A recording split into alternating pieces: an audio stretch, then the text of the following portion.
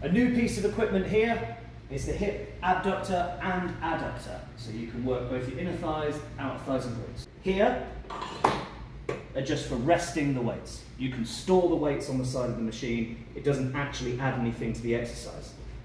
The resistance comes from the back here.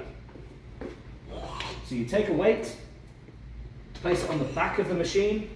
The more weight you put here, the more difficult the movement is. Both legs inside the machine, chest up, push with the outside of your thighs and push out.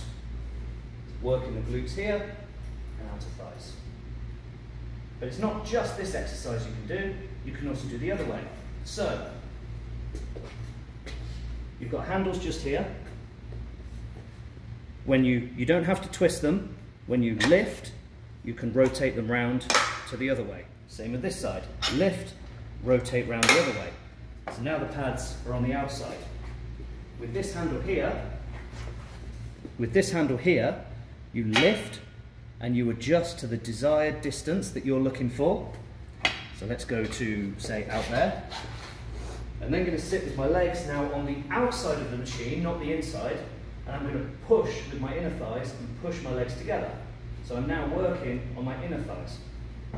So the polar opposite of what we just did.